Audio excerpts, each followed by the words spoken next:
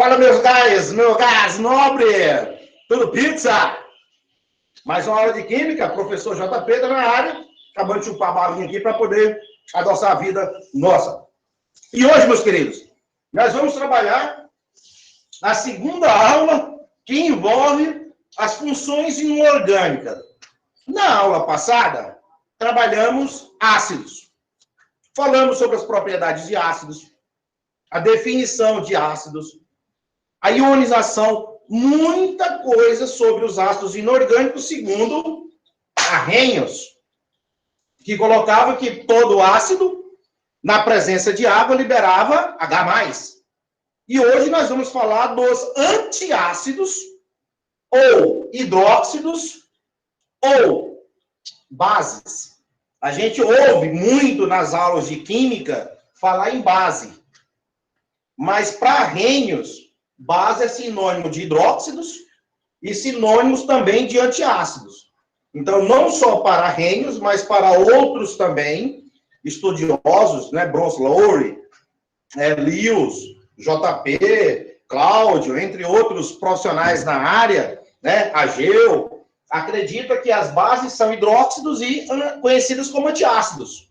Porque se eu estou com um alto teor de acidez, principalmente no nosso organismo, imediatamente nós temos que procurar um medicamento que venha, o quê?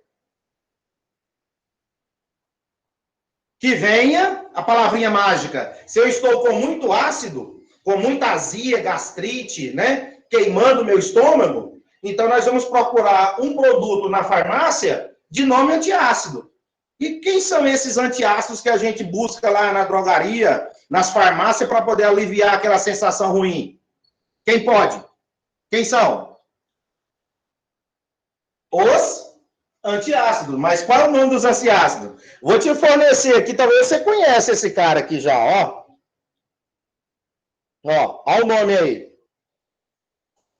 Talvez você já tomou esse medicamento. Olha o nome dele aí. Hidróxido de alumínio, hidróxido de magnésio. Então, esses medicamentos aqui, nós compramos nas drogarias com o intuito de neutralizar o H+, que é produzido pelo nosso próprio corpo, né, pelo nosso próprio organismo, o ácido clorídrico, que compõe o suco gástrico. Tudo bem? Olha que beleza. Aí, quando você toma um medicamento que ele é ácido, ele vai neutralizar. Essa é a expressão que você jamais vai esquecer. Ele vai neutralizar o quê? O H+. Então, vai juntar o OH-, que é dos hidróxidos ou das bases, ou dos antiácidos, vai juntar com quem? Com o H+, vai juntar com o H+, querido, olha aqui, e vai juntar com o H+, e tudo isso aqui dentro do nosso estômago vai se resumir em uma substância do tipo água, H2O. Então, ó, tudo pizza. Olha aí, ó, gás nobre, formou molécula de água. E se formou molécula de água, aliviou aquela sensação desconfortável no nosso organismo. E daí, JP? Formou água? Formou. Mas e o que foi que aconteceu com o cátion, que é o metal da base, com o ânion do ácido? Porque você está falando de H+ e de OH-. E os outros constituintes? Formou sal. Formou sal. Então, quando fala reação de neutralização, é porque você vai ter como participantes ácidos e bases que, quando reagir entre si, vai formar H2O, que é o principal, né, da reação para neutralizar, e formar sal, que não vai fazer estrago nenhum de queima dentro do nosso organismo. Então, assim, a química ela é fantástica, né? Ela te mostra os produtos que, ao tomar, ele neutraliza a acidez. Tá? Essa acidez nós já temos pelo próprio corpo. Só que a tua alimentação a tua bebida, como a gente falou na aula passada, for em excesso de H+, que é o ácido, você vai ter problemas aí de saúde. Começando com azia, passando por gastrite, morrendo com úlcera. Então, aqui, ó. Então, hoje nós vamos falar o quê? Bases de arrênios. O que é a base?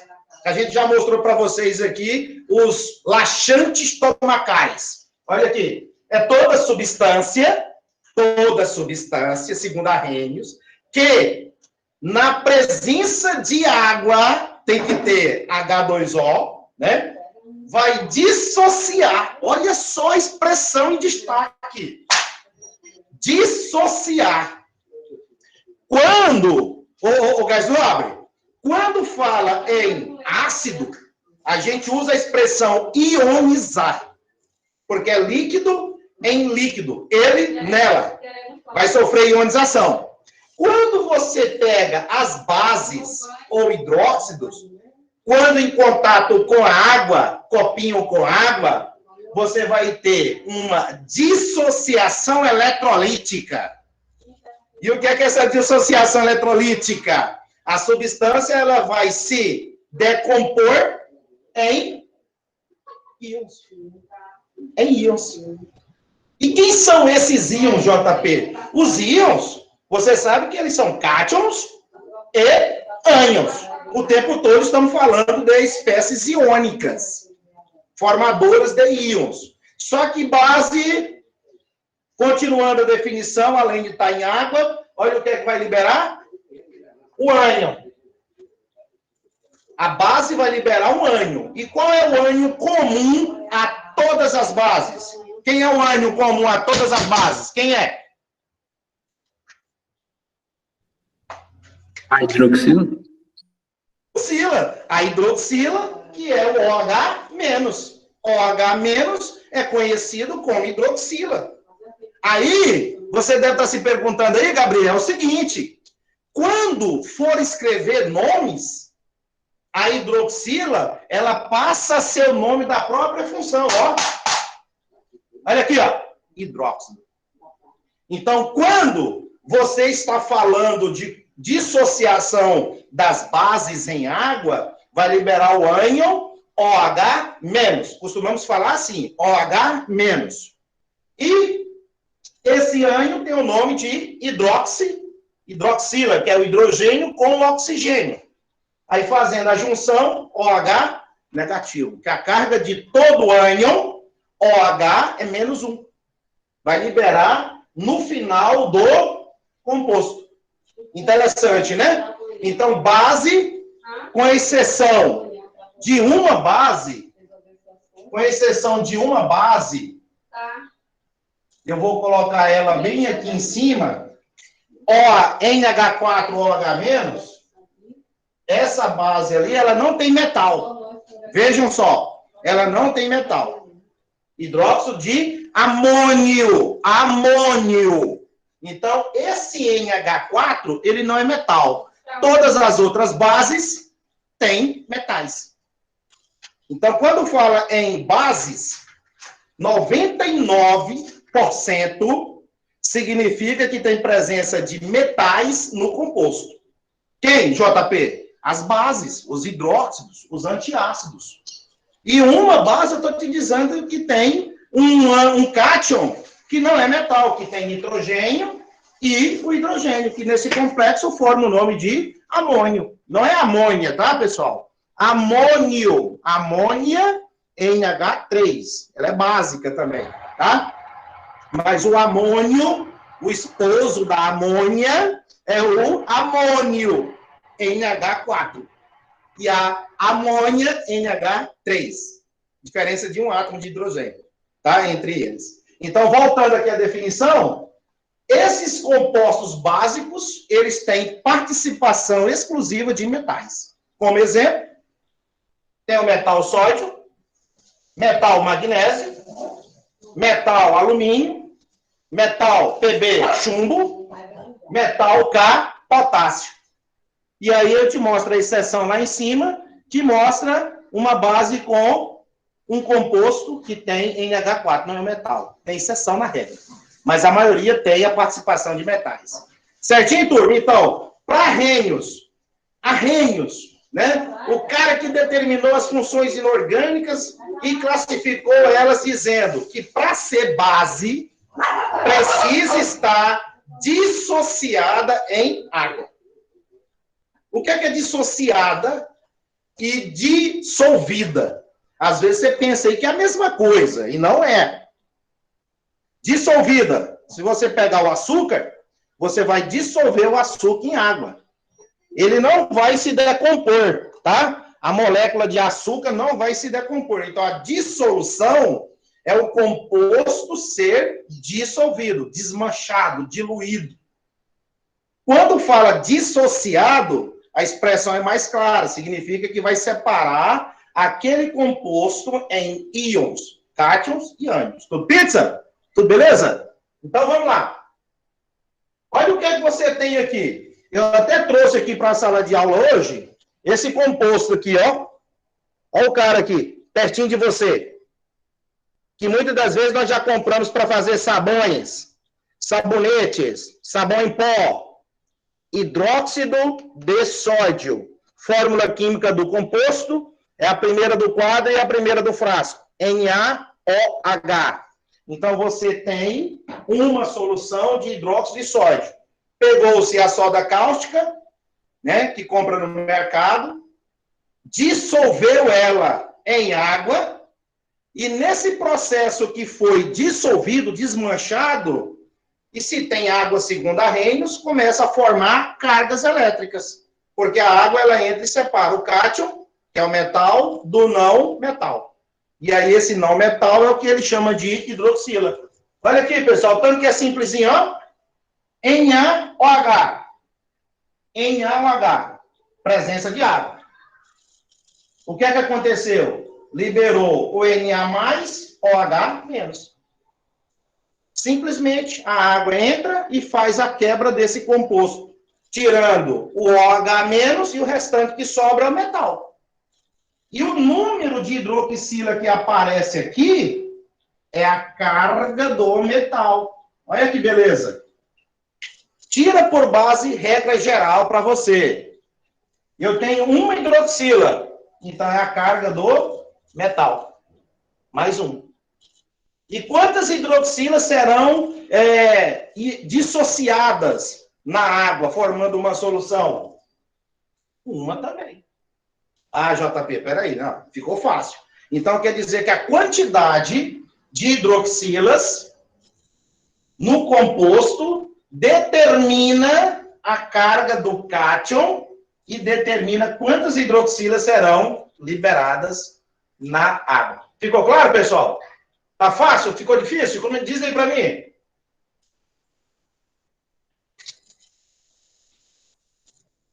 Isso é uma dissociação. Estamos pegando uma base sólida, tá? Palpável. Imagina você com a soda cáustica em mão, com luva, claro. E você coloca num becker contendo água. Pega o bastão e faz isso para diluir, para poder dissolver, desmanchar. Desmanchou? Desmanchou. Agora, aquela substância, já que está em contato com a água, ela vai soltar íons na solução. Como? Magnésio, magnésio. Duas hidroxilas. E qual que é a carga desse magnésio? Mais 2. Por que, JP, que é mais 2? Analisando aqui, porque eu tenho duas hidroxilas. Eu tenho 2 elétrons a perder. Lembra que aqui é um cátion? Que pode fazer a ligação iônica? Tenho 2 elétrons que eu posso perder na camada de valência. Quando se trata de ligação iônica, relembrando aqui um pouquinho com o JP, sobe. Sobe o 2, faz favor, a tua esquerda, positivo. Sobe a tua direita, qual é a carga? Negativa. E aí, com isso, o que é que você tem? Magnésio mais 2, e a hidroxila com a carga menos 1. Toda hidroxila vai ter carga menos 1, porque é a regra geral. Certo? Olha só de cima, uma hidroxila. Se você subir ionicamente aqui, ó, você tem a carga do sódio mais 1. Já definiu lá. E se subir o 1zinho que está escondidinho aqui, ó, vai dar a hidroxila menos 1 também. Então, você tem mecanismo de subir e de descer para separar as cargas e definir em números quanto é a carga do metal e a quantidade de hidroxila correspondente. Olha aqui, para não ficar tão grego. Hidróxido de alumínio. Quantas hidroxilas? 3. Qual é a carga do alumínio? Mais 3. Quantas hidroxilas vão ser liberadas em água? 3. E eu coloquei de vermelho para você ver o destaque. 3. Certo? Então, quando você for trabalhar na reação da dissociação, você tem que levar em consideração a quantidade de hidroxilas. Aqui são 3. Ah, mas se eu quiser fazer direta? Uai, fica à vontade, ó. Você subiu, a carga do alumínio é mais 3. E a de cá é menos 1. E aqui no pezinho, quando não tem nada, você sabe que é 1. Se você multiplicar aqui, ó, esse lado da esquerda aqui deu mais 3. O lado da esquerda aqui deu menos 3. Isso é igual a 0. E se isso é igual a 0, eu quero mostrar para você que toda substância é neutra. Tá? E a quantidade de cargas positivas, multiplicando aqui, ó, 1 vezes 3, dá mais 3. 3 vezes menos 1 vai dar menos 3. Quando eu tenho as mesmas quantidades e cargas opostas, vai dar 0. Mostra que o composto ele é neutro. A quantidade de cargas positivas iguala a quantidade de cargas negativas. Tudo pizza? E aí você vê aqui, ó, alumínio mais 3 e 3OH menos. Chumbo. Olha quantas hidroxilas o chumbo tem nessa base. 4. É uma tetrabase. Então, olha só, se tem 4 hidroxilas, olha a carga do chumbo. Mais 4. Quantas hidroxilas você dissolvidas, né? Dissociadas em água? 4. Então, se você quer fazer o esqueminha, você pode deduzir aqui em cima, ó. Mais 4, menos 1. Sempre vai dar isso aqui, pessoal, ó. 0. Se não der 0, tá errada a nossa continha. Olha o potássio. Hidróxido de potássio. Você tem uma hidroxila como hidróxido de sódio. Só tem uma hidroxila. Então, quando em contato com as moléculas de água na vasilha, vai liberar uma hidroxila. Uma hidroxila. Se liberou uma hidroxila, a carga do potássio, a carga do sódio, numericamente é 1. Certinho? Alguma pergunta aqui, turma? Diga aí, fazendo favor. Se está tudo ok.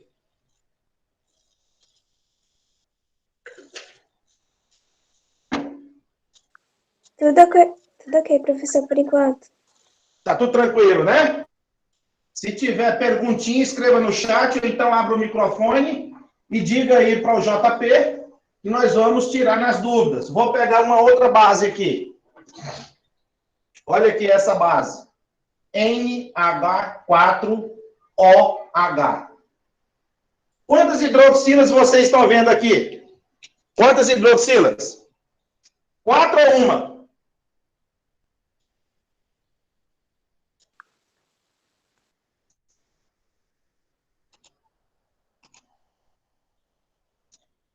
Uma. Porque para ser 4, você viu há pouco tempo que a gente fez aqui com chumbo assim, ó. Quando tem 4 hidroxila? Quando eu tenho um parêntese, mostrando a quantidade fora do parêntese. Nesse caso aqui, o número que está aqui na frente, ó, onde eu aponto, é número 1. Então, você vai dissociar o quê? NH4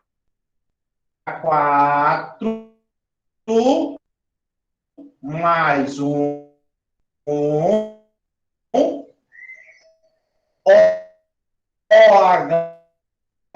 menos uma hidroxila. Olha lá como é que ficou a dissociação. Isso aqui você tem ele de amônio. Ó, amônio, tá? E por que um aqui na frente? Não precisou colocar o parênteses assim, ó. e o número 1 para o lado de fora? Não há necessidade. Então, simplesmente, você sabe que é uma hidroxila, então a carga do positivo é mais 1, e eu tenho uma hidroxila, tá? E a carga sempre aqui é menos 1. Esse é o composto que não é formado por uma base. Pode ver que os demais aqui são base. Esse composto aqui ele é molecular. É molecular do tipo amônio, nitrogênio e hidrogênio. Os demais são base, ó, chumbo, potássio, alumínio, a gente fez vários já, né? Então, fiquem atentos que quando for se tratando de metais, olha só como que vem. Olha lá. Aqui é o zinco. Quantas hidroxilas? 2. Como que fica a dissociação? Qual é a carga do zinco aqui? Fica quanta a carga do zinco?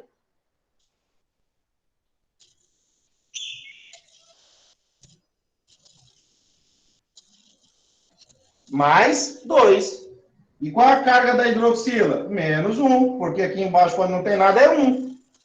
Então, dissociando, fica zinco mais 2 mais 2 hidroxilas. E aí, se tiver complicadinho, pode falar que eu volto. Então, você vai analisar comigo o seguinte: dissociar as bases em água. Eu vou analisar as quantidades de hidroxilas. Eu tenho aqui, ó, 2 hidroxilas. Então, vai separar 2 hidroxilas. Aqui, 2 hidroxilas. O que é que eu tirei? As 2 hidroxilas. O que foi que sobrou? Zinco. E o zinco tem carga mais 2, porque esse 2 aqui determina a carga do positivo. Ó. A quantidade de hidroxila define a carga do cátion. Como você tem aqui, ó, 2. No que sobe, mais 2. Então, o que é que você tem aqui? Cátion. E os cátion aqui que você está vendo, vai formando com metal. E todo metal tem carga positiva, eletropositivo. E o cara que é negativo é hidróxido, né? Hidroxila, né? É OH menos. Tudo pizza?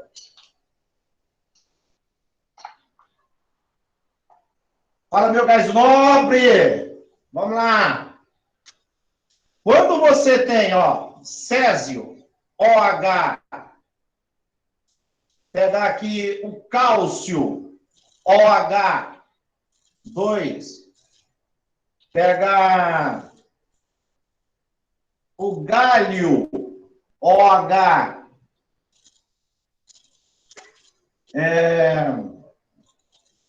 chumbo, 3, 4, tem outro aí que a gente vai, vamos jogar o chumbo, que tem 4. O que é que eu quero mostrar para vocês? Que as quantidades de hidroxilas, elas variam, dependendo da carga, né? Do metal. Césio, cálcio, usa sempre a tabela periódica para estar fazendo essas aulas.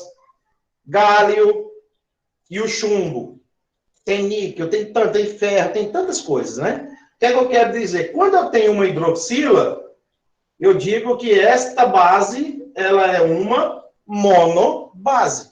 Eu estou classificando quanto a quantidade. Aqui não precisa aparecer, ó. Mas nós sabemos que é uma. E toda uma, nós podemos dizer que é mono, base. Já com 2, você vai dizer que é 2, base. 3, você vai dizer que ela é classificada como uma tri-base. E com 4, você classifica ela como uma tetra-base. O que é que você fez aqui, JP? Eu estou classificando com vocês as bases quanto a quantidade de hidroxilas presente. Se eu tenho uma hidroxila, não importa qual, é mono. 2 é di, 3 é tri, 4 é tetra. Tem com 5, né? É muito difícil aparecer com 5. Eu não me lembro de 5 aqui, tá? Não me lembro de 5. Até 4, né? Até 4. E se for dissociar césio mais 1, mais 1 OH menos.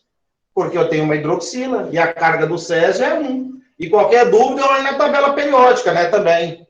Eu vou analisar na tabela periódica que o césio é da família 1A. Se ele é da família 1A, então ele tem carga, o NOx, carga mais 1. Se o cálcio eu vou dissociar, vai ficar cálcio, ó, mais 2. Quantas hidroxilas? 2 hidroxilas. Olha lá o que é que você está fazendo. Estou dissociando para você. Separando o que é positivo, que é o K, do íon, que é o OH negativo. Olha o galho. 3. Ga mais 3. Olha só as quantidades aqui de hidroxilas. 3 OH menos. Então, a quantidade de OH define a carga do metal. E a quantidade de hidroxila que vai cair em solução. E o chumbo, Pb, OH. Você pode fazer assim.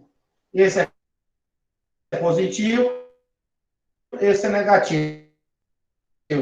E agora você olha, quantas hidroxilas? Ó, 4.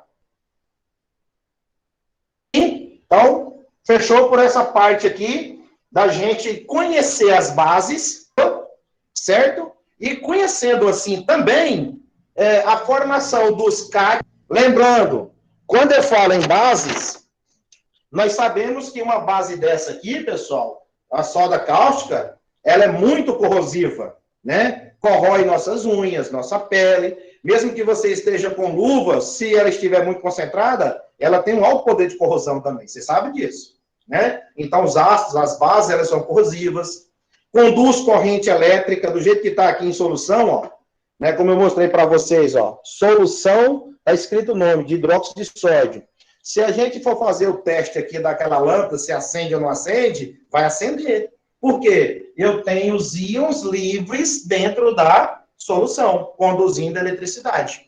Né? Como os ácidos também precisam de água. As bases também precisam da água para liberar seus íons e se tornarem livres para se conduzir eletricidade. Tá? Então, isso aqui é propriedades e característica das bases.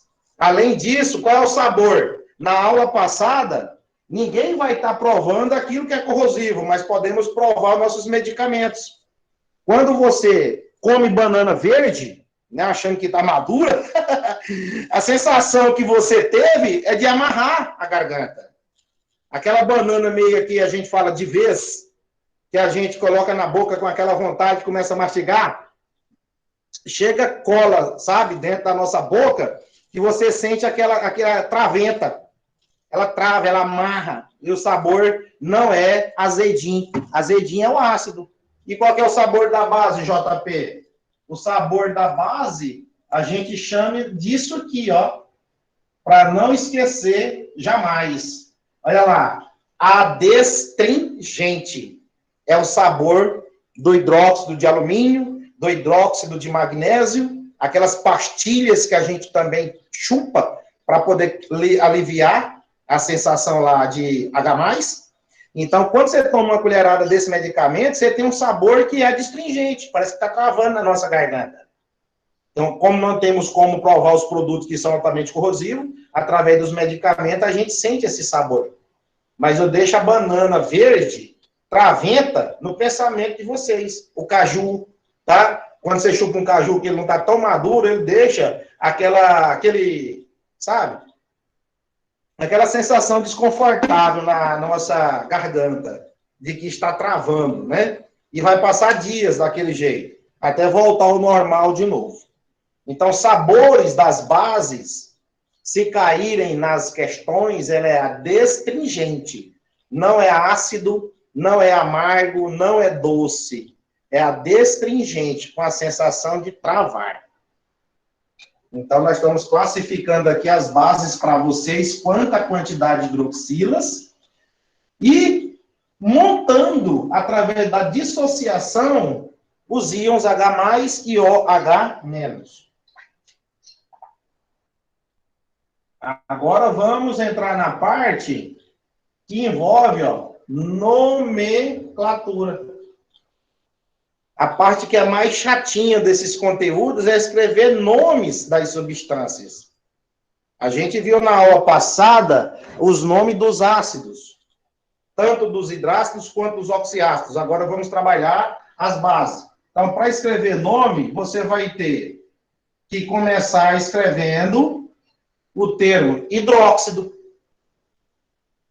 Olha o nome do composto aqui, hidróxido.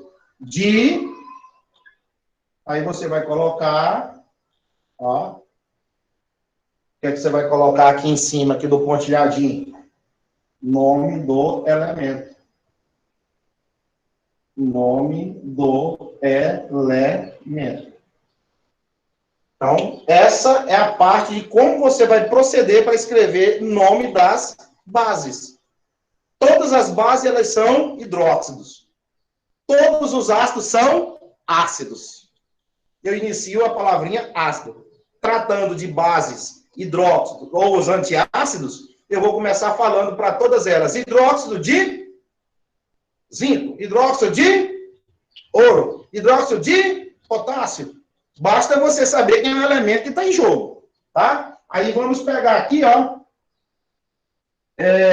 os elementos.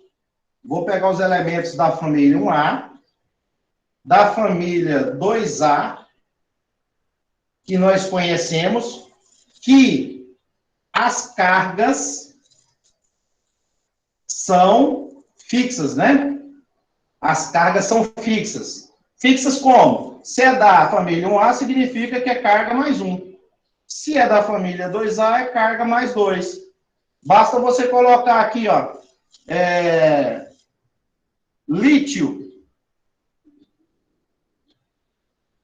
NaOH, já sabe o nome dele. KOH. Vou passar aqui para frente. RbOH. CSOH. FrOH.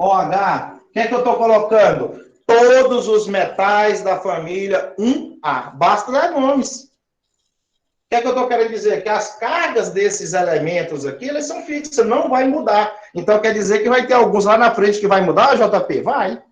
Vai ter alguns lá na frente que vai mudar.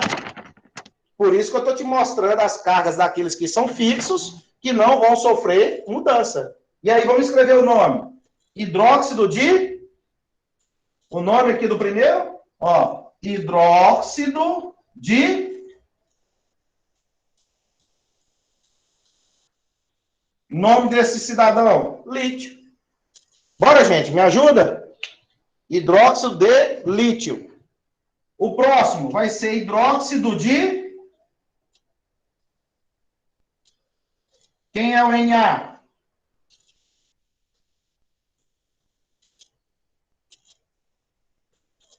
Sódio. Né? Hidróxido de sódio. O próximo. Hidróxido de... Quem é o K? O nome do elemento. O nome do elemento, no caso o K, qual é o nome dele?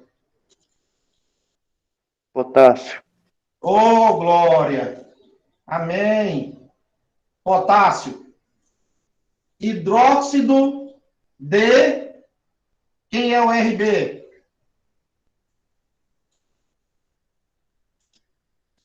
Aí temos que buscar a tabela periódica para escrever nomes. Rubídio. É o rubídio. Isso, muito bem. O Se, CS, hidróxido de...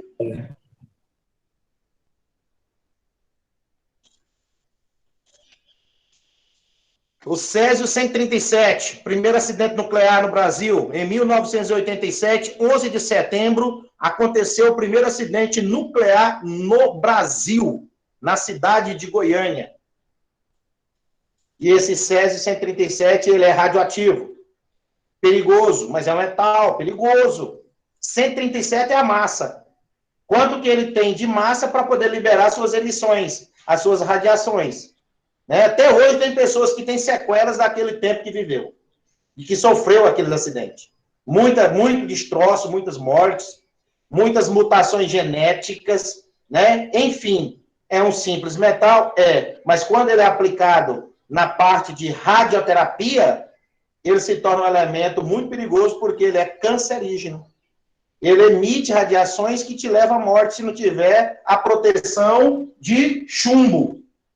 O único metal detectado na natureza, vários experimentos feitos, é o chumbo.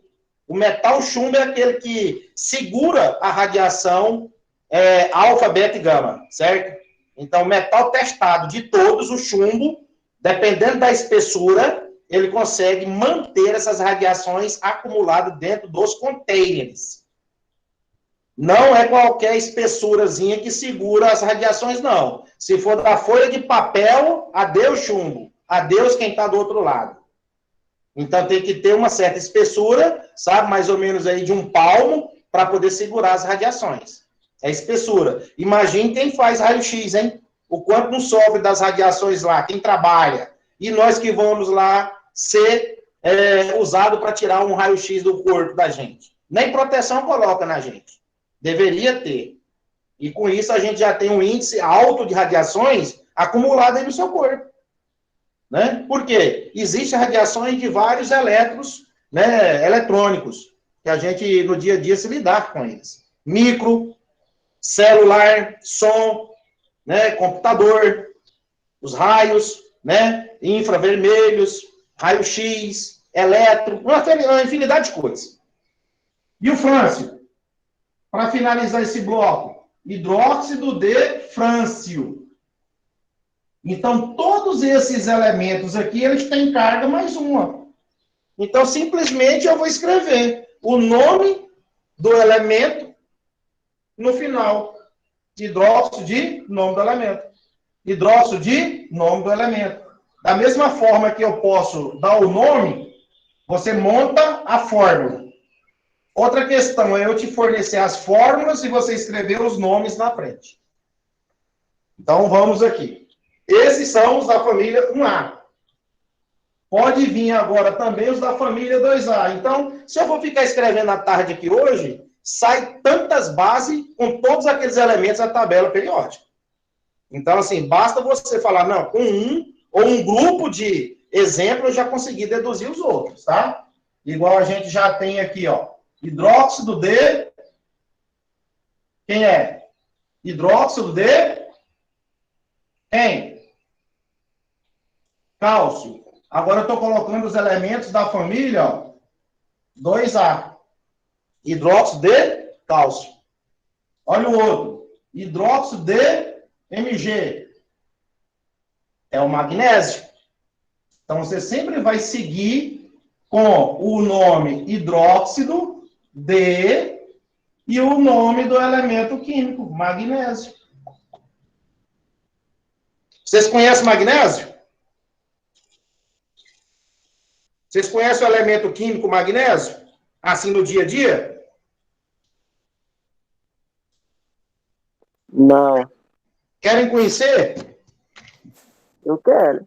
Aguarda um minutinho que eu vou buscar e queimar o magnésio. Vou tacar fogo nele para você ver como é que fica. Eita, a rocha.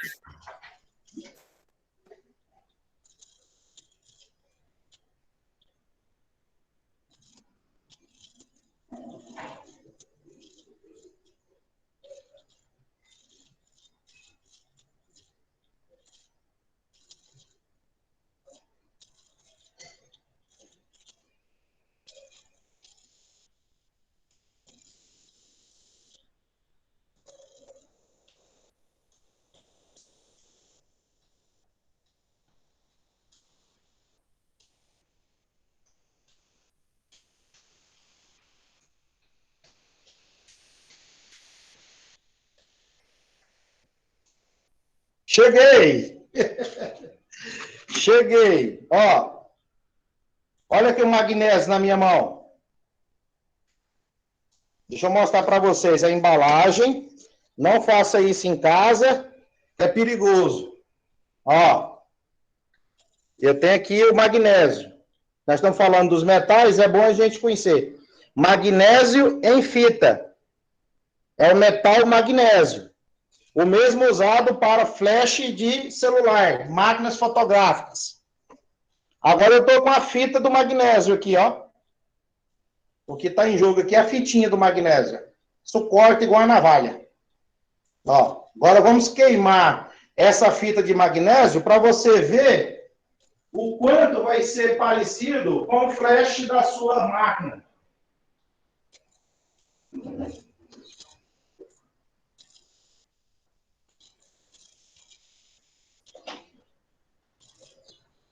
Eu vou segurar aqui só um pouquinho. Eu também estou sem luvas aqui, mas a gente vai queimar mesmo assim. Vamos pegar o fósforozinho aqui. Quanto falta nessas aulas aí, a gente consegue. Então, eu vou pegar aqui, ó, só para poder você ver o que é queimar uma fita de magnésio. Vou segurar aqui com o meu isolante, que é o cabinho da minha tesoura. Ó, fitinha de magnésio. Vamos riscar um palito aqui e ver o que é que dá. Preste bem atenção.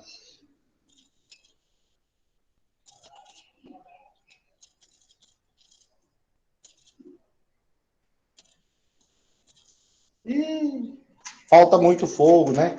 Para queimar uma fita, queimar metal, né? É igual você pensar em queimar prego, né, gente? É igual você pensar em queimar prego.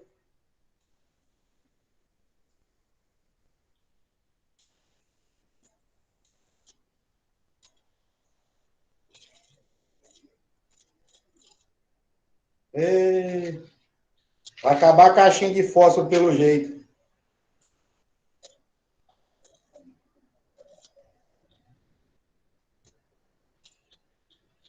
Haja paleta. É falta de um laboratório. E se nós tivéssemos um laboratório, o bico de Bunsen, aquele fogareirozinho lá, já era.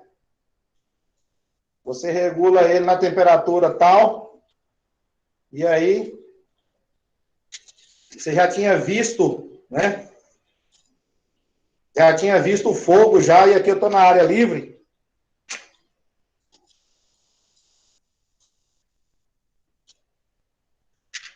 Não desista.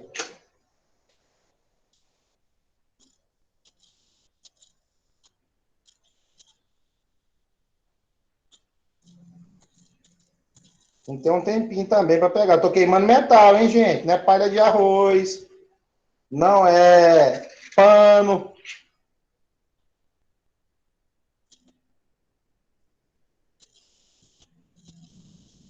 Pode ser serragem, que queima fácil. E aqui nós estamos usando aqui a área livre e uma fita de magnésio com palito de fósforo.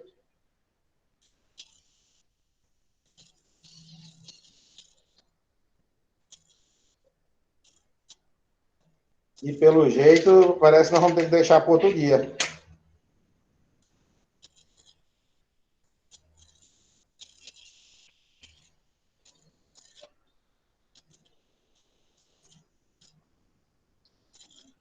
Que o ventinho aqui vai atrapalhando também. Mas dá um fogo branquinho, pessoal. O branco chega a dói as vistas da gente. Vamos ver se eu acho um isqueiro.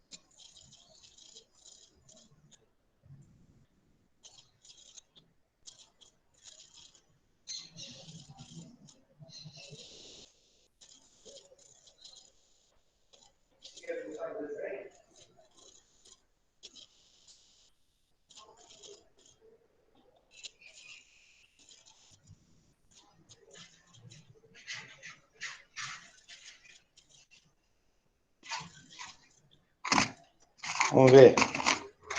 Vou buscar um isqueiro ali, mas não achei não. Vou pegar uma palha de segurança.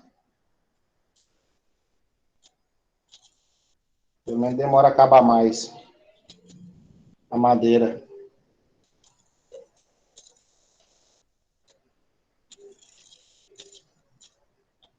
Aí se não queimar aqui, na próxima eu levo para o fogão de cozinha. E aí a gente faz o teste lá. Paciência. Tudo acontece.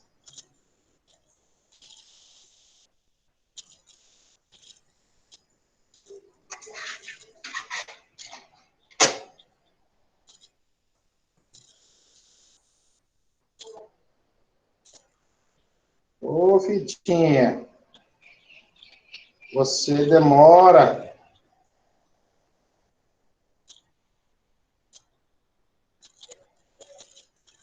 Entra em combustão.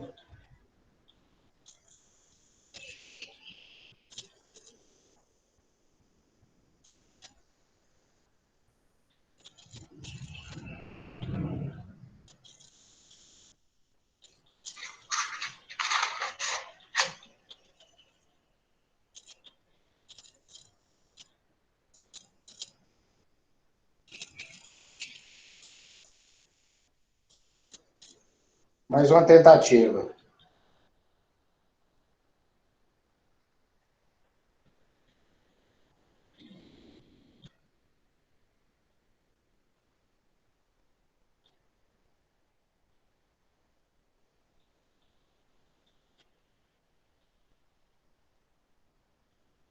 Uhum. Faltou o isqueiro. Mas no finalzinho, se der tempo, eu vou lá no fogão para fazer lá. Aí no fogo lá do fogão, né, vai ter que dar certo. Como já deu, né? Então, assim, voltando aqui, né, vontade de ver a coisa acontecer, mas hidróxido de magnésio. Então, eu tenho magnésio. Os elementos da família 2A. Basta escrever o nome do metal. SR. Basta você usar a tabela periódica para saber o nome dos elementos, tá? Hidróxido de estrôncio.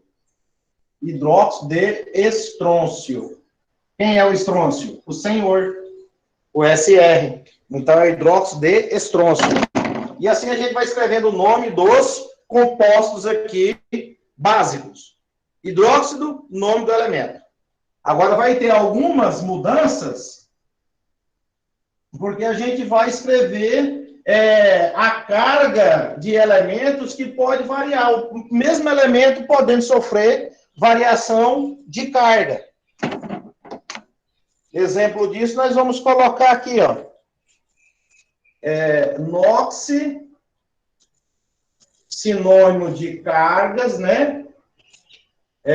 Variáveis. Variáveis. E quando for variáveis, você vai perceber que os NOx que variam, eles têm o ferro, tá? Ferro, cobalto e níquel. O que é que acontece? Eles podem ter carga 2 e pode ter carga 3. Tá? Eles podem ter essas cargas aí. Tanto que, um exemplo, eu posso ter o ferro mais 2, posso ter o ferro mais 3. Então, o cobalto também. Posso ter o cobalto mais 2, posso ter o cobalto mais 3. Vai variar. Níquel mais 2, níquel mais 3. Aí o que eu quero mostrar, esses elementos aqui, que vai ter cargas ou NOx que vão variar, eles são elementos de transição. São aqueles elementos de transição que terminam em subnível D, lá na tabela periódica. Então, quando você olhar e estiver falando de elementos de transição, você vai lembrar que os NOx ou as cargas deles vão variar. Ora é 2, ora é 3. Vai depender de quem? De quem ele estiver ligado no composto. Lembra lá que a gente viu no primeiros momentos? Que dependendo do cátion, o metal, dependendo do composto com que ele esteja ligado, forma carga 2, forma carga 1, carga 3 e assim por diante, né? A gente comentou. Então, aqui eu posso ter duas bases. Eu posso ter aqui o hidróxido de ferro, olha só, 2, e posso ter o hidróxido de ferro 3. Eu tenho duas bases formadas pelo mesmo elemento químico. E o que é aquilo ali? Cargas diferentes, porque ora ele é de transição. Ora ele tem carga 2, na camada de valência ele tem 2 elétrons, e vai ter momento que na camada de valência ele vai ter 3 elétrons. Então, ora é 2, ora é 3. Tá? Vai depender das circunstâncias com que ele esteja ligado. Ora ele pode ter 2, ora ele pode ter 3. É um elemento de transição, que eu tenho a camada de valência e o subnível mais energético. Do mesmo jeito aqui para o cobalto e para o níquel. O que tem carga aqui, ó? Cobre e mercúrio. Cobre, ora é carga mais 1, ora tem carga mais 2. Do mesmo jeito que o mercúrio, ó. Isso aqui é interessante guardarmos para escrever as nomenclaturas. Você pode até entrar no Google e pesquisar tabelas de cátions e ânions. Vai te dar uma porrada de tabela com todos os cátions em todos os ânions existentes. E nesse caso aqui, o cobre. Eu posso ter o cobre carga mais 1 e posso ter o cobre carga mais 2. E aí, o mercúrio também do mesmo jeito, mais 1 e o mercúrio mais 2. Vai depender como eles estejam ligando no composto. Tanto os óxidos quanto os sais, quanto as bases, certo? Não vai formar ácido. Mas formar outros compostos pode. Então, cobre mais 1, cobre mais 2. E aí, quando você tem essa variação de NOx, você precisa escrever a nomenclatura deles usando números romanos. Olha só, precisa indicar números romanos. Quando os NOx estiver variando, você vai escrever os nomes seguido da numeração romana. Porque aqui eu vou ter hidróxido de ferro. O de baixo, hidróxido de ferro. E em que eles se diferem? Na carga. Então, um é romano quanto? 2. O outro é romano 3. Precisa escrever a numeração romana para diferenciar as bases formadas pelo mesmo metal, o mesmo elemento químico. Aqui, eu posso ter cobre 1 e aqui o cobre, né, entre parênteses, 2. Então, eu posso ter hidróxido de cobre, hidróxido de cobre. São tudo hidróxido de cobre? Não. Tem que diferenciar algo. Então, esse é o hidróxido de cobre 1, romano, e esse é o hidróxido de cobre 2, romano. Tem que escrever na frente, tá? Hidróxido, exemplo, de cobre 1, romano. O outro, hidróxido de cobre 2, romano. Tem que especificar a numeração romana para saber que a carga desse que está sendo citado, se é 1, a carga dele é mais 1. Se citou romano 2, qual é a carga do metal? Mais 2. Romano 3, a carga é mais 3. Entendeu? Como que é a questão das variações de cargas? Quando você tiver para escrever nomenclatura, porque nem sempre você vai escrever o nome do elemento. Existem aqueles nomes que você coloca dos elementos porque eles têm cargas fixas. E tem elementos que têm cargas variáveis. E quando tem bases, né, formada pelo mesmo elemento químico, mudando as cargas, eu tenho que usar a numeração romana. Olha outros exemplos que seguem. O ouro. O ouro, eu posso ter o ouro mais 1 e o ouro mais 3. Tá? Posso ter o ouro, eu posso ter o ouro 1 e posso ter o ouro 3. Aí tudo que vai acima de 2, eu tenho que usar o parêntese para indicar se é uma monobase, uma tribase.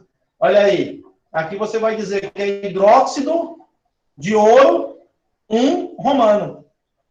O de baixo, hidróxido de ouro 3, romano. Porque a carga aqui é 3. Ó. Pode ser carga 1 ou pode ser carga 3.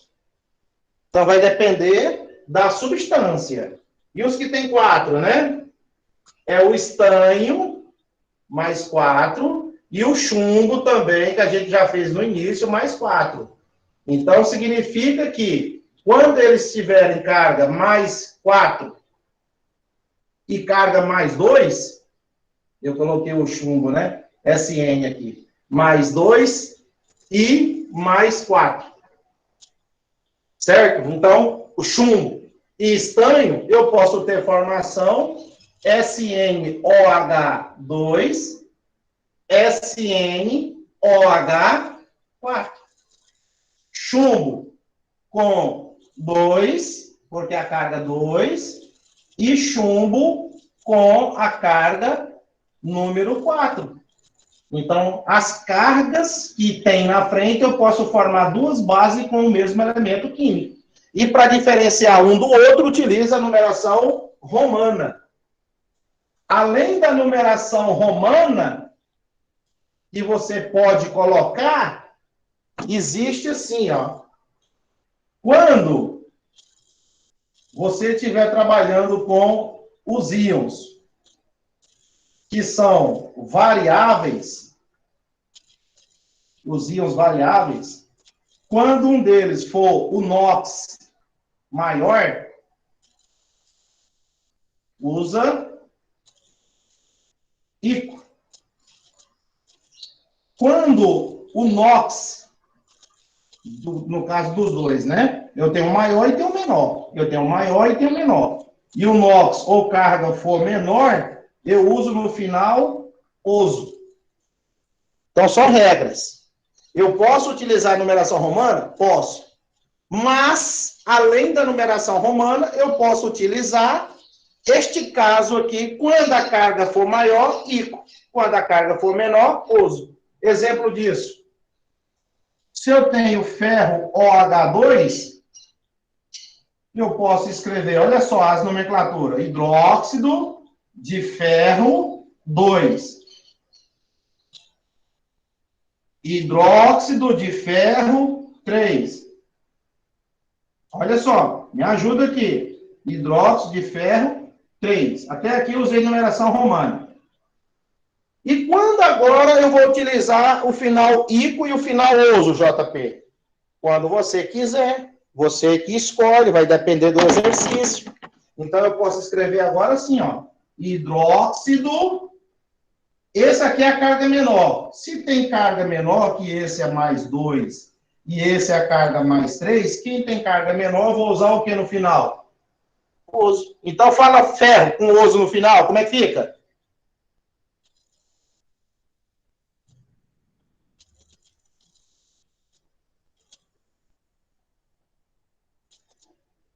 Ferroso. Hidróxido ferroso. Ou ferro 2 em romano. E com 3? Você sabe que quando for a carga maior, eu coloco o ICO. Então, vai ser o quê? Férrico. Todos que têm final ICO, né, são proparoxítonas. Última, penúltima, antepenúltima. Então, tem acento agudo. Ou pode ter o circunflexo também. Então, hidróxido férrico, porque tem carga maior. Esse caso é o 3 e o de cima é o 2. Olha aí como é que você está usando a nomenclatura. Você que vai escolher, ora numeração romana, ora você escreve carga maior ICO, carga menor OSO no final do elemento químico. Se for aqui chumbo, esse aqui, ó, plumboso. Não vai falar que é chumboso. Igual do enxofre lá, não vai dizer que é enxofídrico, H2S. Ácido enxofídrico, né? É ácido sulfídrico, que vem de latim, sulf. E aqui vem de latim, plumbum. Chumbo é plumbum. Porque se você pega a palavra chumbo, não tem a letra P, português. Chumbo. No latim tem plumbum, tem o P e o B. Por isso que surgiu a sigla de chumbo. Plumboso. E esse aqui, olha, proparoxítona. Se é proparoxítona, tem que ter acento agudo, ó, plúmbico. Hidróxido plúmbico para o 4. ou em romano, 4, ou em romano, 2. Pessoal, alguma coisa, alguma pergunta? Essa é a nomenclatura que a gente tem que ir lidando com ela, treinando, assistindo a aula, fazendo exercício, para fixar melhor.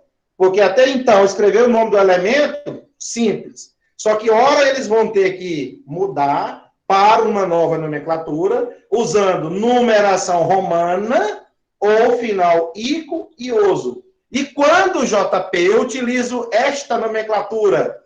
Quando os íons, né? Quando os íons apresentar seus noxes variando. Seus noxes variando, conforme eu já escrevi aqui em cima.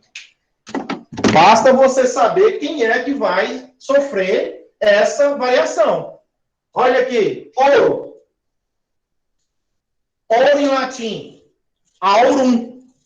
Porque no português não tem a letra A no ouro. Tem ouro, mas não tem auro. Então, aurum. Então, eu vou ter que analisar a tabela e dizer auroso. E com ico no final, vou dizer áurico, porque tem que ter proparoxítona acentuada. Áurico, auroso, áurico, te lembra ouro. Ou escreva em números romanos. Vai depender muito da questão do vestibular, da questão que elaborar, que você estiver respondendo. Vai depender muito disso aí, tá? Então, ficar atento a essa nomenclatura desses elementos quando sofrem a variação de carga. Cobre. Ó, do cobre. Fazer essa aqui do cobre. Aí você fala, meu Deus, é uma decoreba. A princípio. Aqui, ó, carga mais 1. E esse, se subir, você já sabe fazer, carga mais 2. Bom, hidróxido de cobre 1. Fechou. E o de baixo, hidróxido de cobre 2. Romano. Mas se for escrever final ico e final oso, aí você tem que prestar bastante atenção. Olha só a palavra, cobre. Cobre não tem a letra U no português. Então, desconfia que é de origem latim. Cuprum. Ah, mas tem que saber tudo isso. Querido, tem uma tabela de cátions e ânions que eu vou colocar lá no Classroom para vocês, de todos os cátions e de todos os ânions. Na hora de fazer a atividade ou a prova, você olha na tabela que lá tem o nome de todos os cátions em números romanos e nomes com ico e oso entre parênteses, mostrando igual o JP está fazendo para vocês. Então, aqui o que é que acontece? Eu agora vou colocar cobre, Cu. Ó, não vai dizer que é cobroso. Cobroso.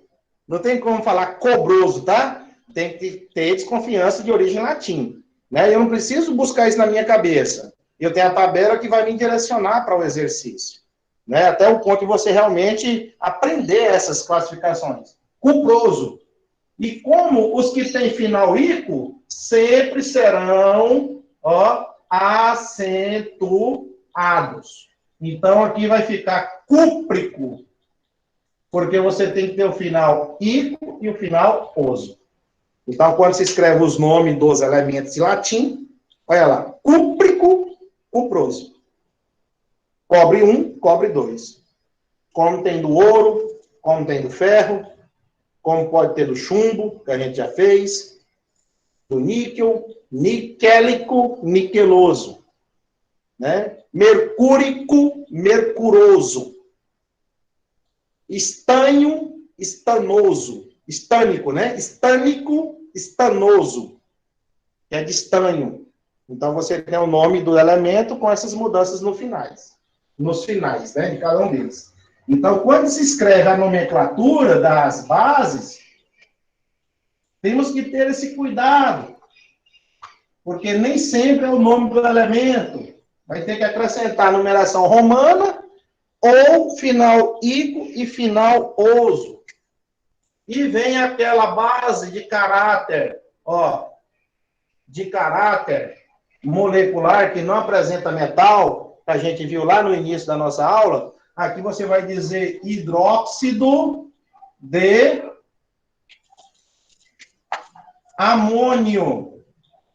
Ó, hidróxido de amônio. Isso é hidróxido de amônio. Você tem o grupo NH4. NH4. Só assim, e o sinal de mais. Porque o hidróxido é o OH negativo. Lembra que quando você dissocia, forma NH4 e OH-? Olha aqui. Então tem que ficar atento. Dissociar, escrever os nomes, seguindo as regrinhas. Quando é romano, quando que não é romano.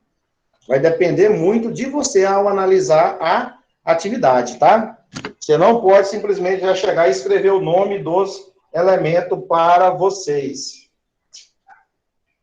Alguma pergunta aqui, turma? Olha essa aqui, vamos ver. AgOH.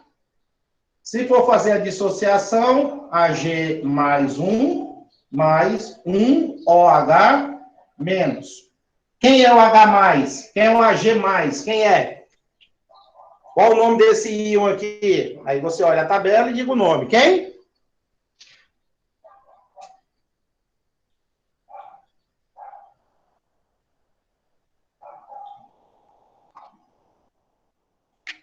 Prata.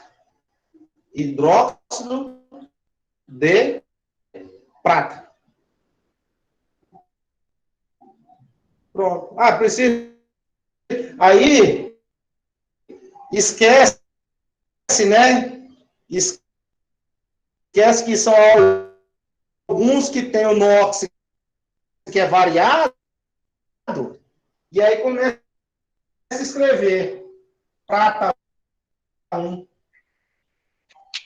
Aí errou, porque não tem a prata 2, não tem aquela mania de tudo colocar número romano. Até para ir lá. Aí você vai, hidróxido de carbono 2. Não pode. Que tudo vai escrever romano, não. Tipo assim, uma forma de eu aprender a escrever a nomenclatura errada. Então, hidróxido de cálcio. Não precisa daquele 2 romano. Porque não tem o cálcio 1, não tem o cálcio 3. É cálcio, apenas cálcio, porque ele é de uma família de NOx fixo, como eu escrevi lá no início. 2A. Então, não precisa colocar o 2 romano. Inventar, não. Então, nós temos que ficar com os que são fixos e ficar com aqueles que são variáveis. Aquela tabelinha dos variáveis. Final I e final oso. Tá? Para poder você não se confundir.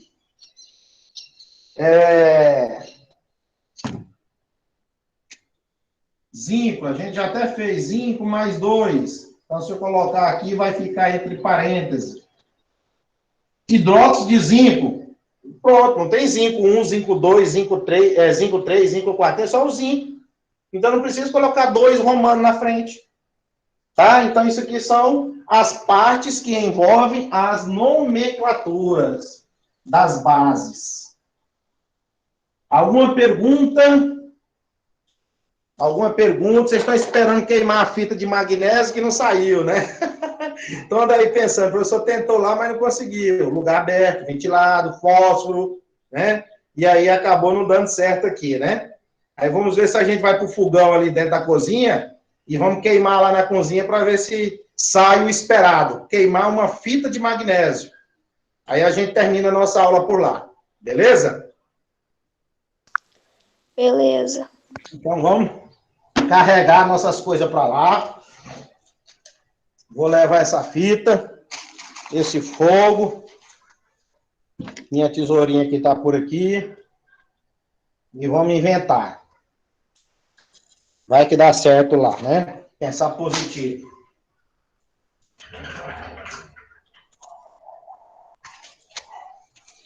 Segura, laboratório. Lá vai nós. Só um minutinho.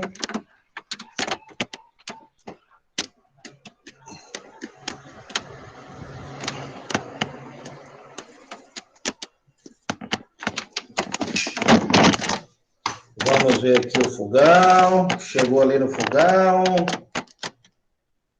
Vamos acender a lamparina. A fitinha de magnésio. Vamos ajeitar tá aqui nosso... A cozinha é o nosso laboratório improvisado.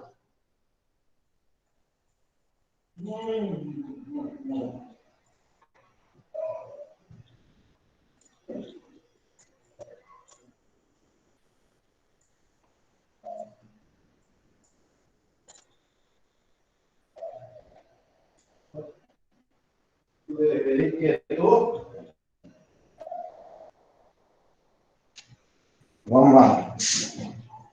Vamos ligar aquele ali. Turma, deu para perceber aí.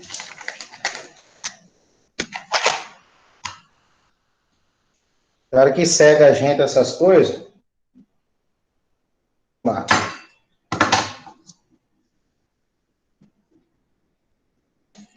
Vamos aqui. O foguinho está aceso aqui. Vou segurar um pouco aqui, de modo que não quebre. Olha lá. Opa! Aí deu certo, hein? Já foi. Cegaram aí?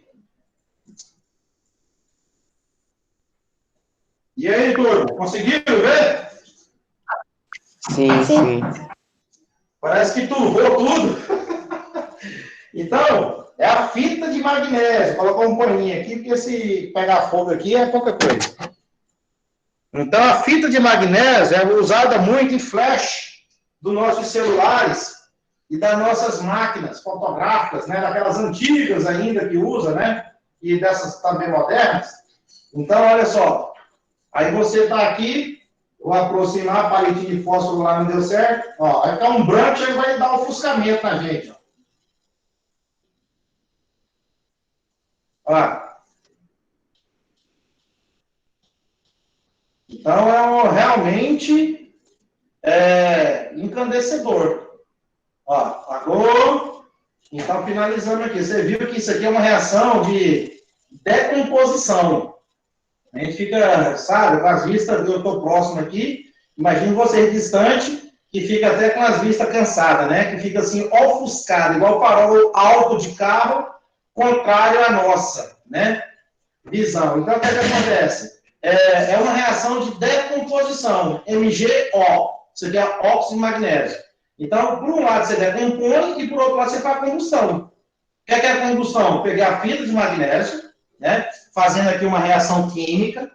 Então, você pegou a fita de magnésio, queimou, presença de gás oxigênio, fez aqui uma combustão e liberou MgO, que é o óxido de magnésio. Esse filete branco aí, encandecedor. E aí você tem uma reação de síntese, de adição. Juntou os dois numa combustão só. E aí a gente tem as reações químicas, né, que podemos demonstrar para vocês como esta. Então, mostra que aqui é o magnésio. Fita de magnésio, metal magnésio. Então, queimando, libera-se um produto que nem sempre é gás carbônico, né? Nós temos uma mania de dizer que tudo que queima libera gás carbônico. O metal foi queimado, mas liberou o quê? MgO, óxido de magnésio.